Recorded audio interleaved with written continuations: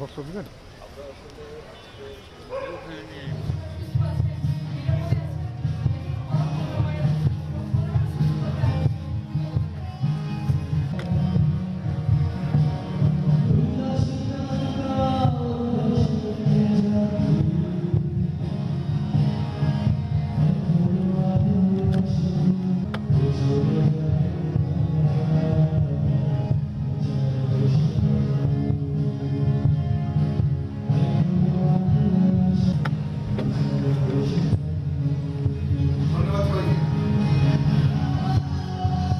সমকাল নাট্যচক্র রাজশাহী বিশ্ববিদ্যালয়ে এবছর ৪৪ বছর পালন করছে। এই ৪৪ বছরে আমাদের পাশে অভিভাবক হিসাবে ছিলেন উপমহাদেশের প্রখ্যাত কথাসাহিত্যিক হাসান আজিজুল হক স্যার।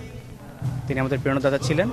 তো স্যারের মৃত্যুর পর আমরা প্রতি বছর তাকে স্মরণে, তার মৃত্যুর দিন স্মরণে আমরা নাট্য উৎসব পালন করে থাকি। এবার আমরা চতুর্থবারের মতো আয়োজন করছি কথাসাহিত্যিক হাসান আজিজুল হক নাট্য উৎসব ২০২৫।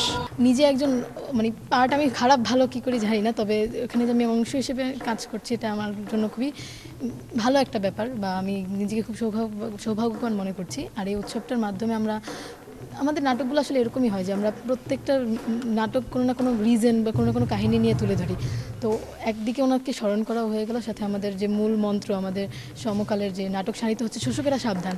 তো বিভিন্নভাবে মানুষের হাস্যরতকের মাধ্যমে, রহস্যময়ের মাধ্যমে বা কোনো সিম্পল কাহিনী, এসবের মাধ্যমে আমরা আসলে নিজেদের প্রকাশ করতে পারছি বা দর্শকদের কাছে কোনো একটা মেসেজ অবশ্যই পৌঁছাতে পারছি। এই মোটর উপরে কাজ করি, সমাজের নিম্ন স্তরের মানুষদের হয়ে আমরা কাজ করি এবং আমরা নাটকের মাধ্যমে এই শোষণগুলো তুলে ধরি আর কি।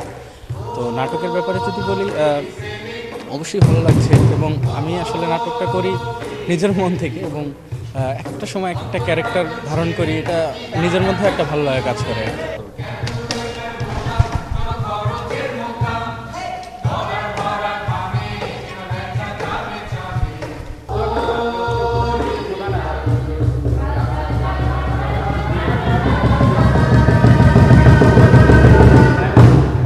আমাদের আসলে চিন্তাভাবনা সবসময় সাংস্কৃতিক কর্মকাণ্ডকে বিস্তারিতভাবে দেখা।